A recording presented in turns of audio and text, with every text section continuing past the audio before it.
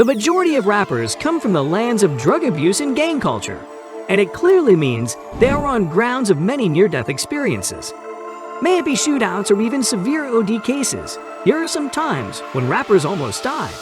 The DOC. Tracy Lynn Curry, better known by his stage name, the DOC, was driving his sports vehicle on the Ventura Freeway after leaving a party when he became sleepy behind the wheel and was involved in a car accident. The former member of Phila Fresh Crew and NWA affiliate sustained several injuries that necessitated 21 hours of plastic surgery to treat. He was in the hospital for 2.5 weeks, and the next month, he was unable to talk. After having his voice ruined, DOC became a sought-after ghostwriter, especially for Dr. Dre, for whom he made significant contributions to the Chronic. Many people felt that he would never be a factor again.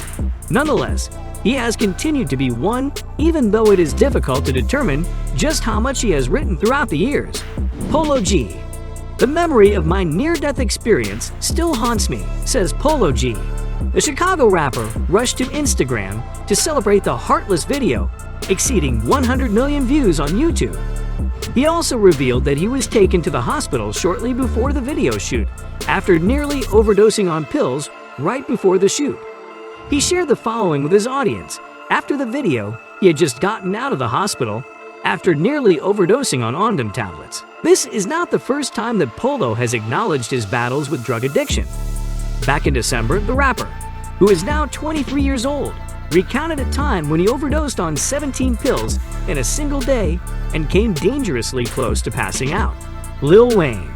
When Dwayne Carter, now Lil Wayne, was 12 years old, he left school early. And when he returned home, he discovered a loaded blue steel Taurus 9mm handgun on his bed. The gun had been there the entire time. He shot himself in the chest by accident, missing all of the major organs, but yet receiving significant injuries. Robert Hubler, an off-duty police officer, came to the site of the shooting just as Lil Wayne was being shot. Hubler then drove Wayne to the hospital, which ultimately saved Lil Wayne's life. A few years later, Lil Wayne and the cops stumbled into one another at a restaurant. When the two met, Lil Wayne told his crew that the cop had saved his life, and he later paid the officers lunch to show his gratitude. 50 Cent.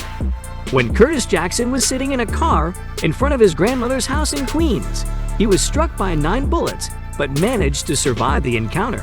While he was in the hospital recovering, Columbia Records dropped him from their roster. He ultimately got better and came out with the mixtape Guess Who's Back. This was the beginning of an extraordinary mixtape run, which helped him become the most popular rapper of the time. He signed with Shady/Aftermath, and the song Many Men, which was his debut single for a major label, had a detailed account of the shooting incident. In the song's lyrics, it was implied that he had the person who shot him killed just a few weeks after the shooting occurred. In the meantime, by the conclusion of it all, the gunshot not only became a part of his legend, but the fact that he was shot in the mouth permanently changed his voice, and it made it sound better. DMX.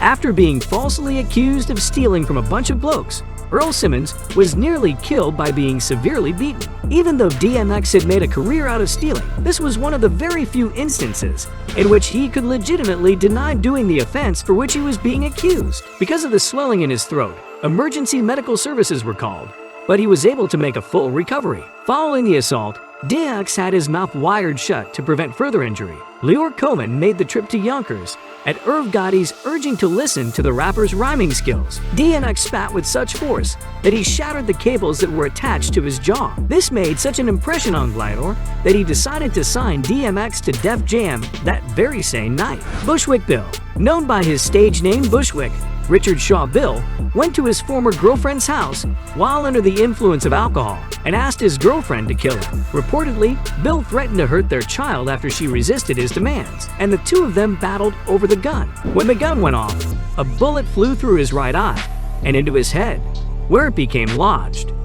Bill was featured on the cover of the Ghetto Boys album, We Can't Be Stopped, lying on a hospital stretcher. It's possible that using a photograph of a man who has been shot as the cover art for an album wasn't the best choice, but there's no denying the impact of the picture. The attitude of stone-cold stoicism that Scarface had on his face communicated almost everything important that you needed to know about this group. Alright guys, that's a wrap for this video. Thanks for watching. If you enjoyed the video, Consider leaving a like and subscribing to the channel for more videos just like this. See you guys next time.